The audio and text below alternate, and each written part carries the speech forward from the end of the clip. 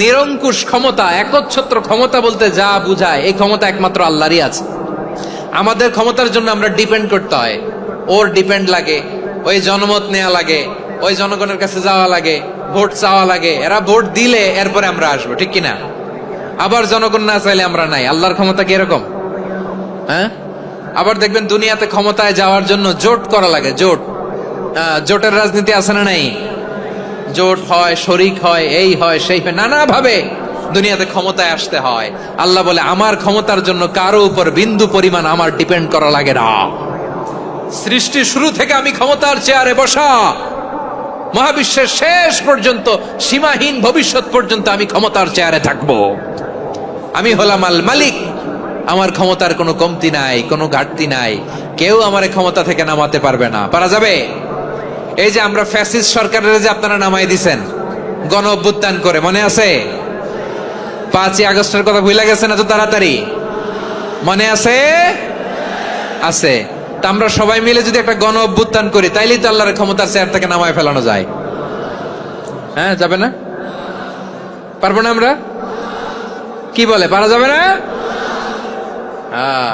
আচ্ছা, আমরা না হয় পারলাম না, জিন জাতি যদি আমাদের সাথে জয়েন করে, ম্যানকাইন্ডের সাথে জিনকাইন্ড, ইফ দে জয়েন আস, সবাই মিলে একটা গণ অভ্যুত্থান, রেভলিউশন, ডেমনস্ট্রেশন, প্রোটেস্ট, সবাই মিলে যদি একটা অভ্যুত্থান করি, তাইলেই তো আল্লাহর ক্ষমতা শেষ।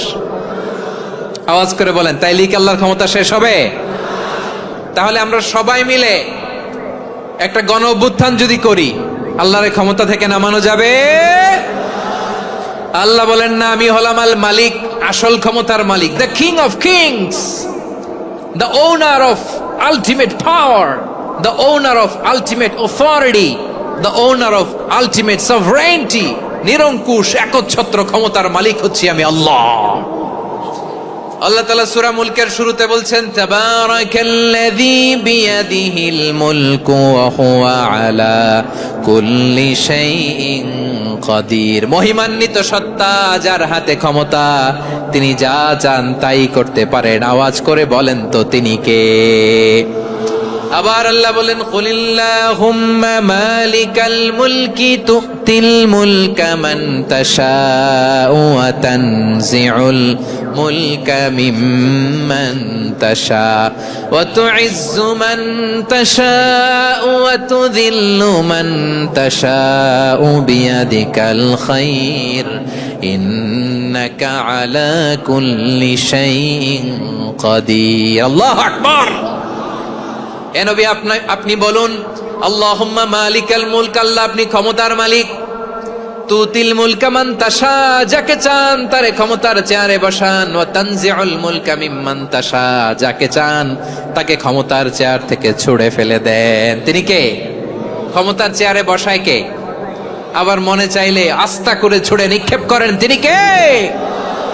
আবার আল্লাহ বললেন, ওয়ালাম ইয়াকুল্লাহু শারীকুন ফিল মুলকি, আমার ক্ষমতায় কোনো শরিক নাই, কোনো জোট নাই, কোনো পার্টনার নাই, কোনো অংশীদার নাই। আবার আমি চলে গেলে আমার ক্ষমতার দাবিদারও কেউ নাই। আল্লাহু আকবার। এই দুনিয়াতে রাজা মারা গেলে পরে রাজা কে হয়? রাজার ছেলে রাজা, ঠিক কিনা বলেন? আল্লাহ চলে গেলে আরেকজন বসবে নাকি? এরকম না, তার ক্ষমতার সাথে দুনিয়ার ক্ষমতার কোনো মিলই নাই।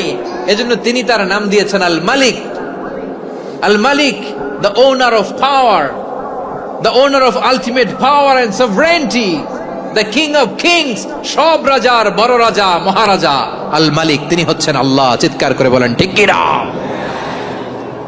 তিনি আসল ক্ষমতার অধিকারী। দুনিয়াতে যে আমরা ক্ষমতা নিয়ে কামড়াকামড়ি করি, মারামারি করি, কিয়ামতের দিন আল্লাহ জিজ্ঞেস করবেন, কই তোদের ক্ষমতা, আজকে বল।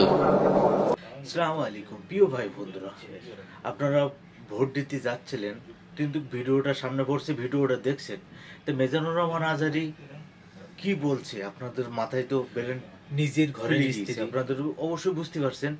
তো জেনে শুনে ভোটটা, জেনে শুনে নারী কোনো জায়গায় দেন না যে শয়তানের হাতে পড়ে, বুঝতে পারছেন? তো ভোটটা ভেবে চিনতে কাকে দিবেন, ভিডিওটা দেখে আশা করি আপনার বুঝে এসে গিয়েছে। তো ভিডিওটা কি হয়েছিল বেশি বেশি করে শেয়ার করুন, আরো নিত্য নতুন আরো ভাইদের কাছে অবশ্যই। পৌঁছে দেন, তারাও যেন আপনার মতন এই ভিডিওটা দেখতে পারে। তো সবাই ভালো থাকেন, সুস্থ থাকেন, আল্লাহ হাফেজ।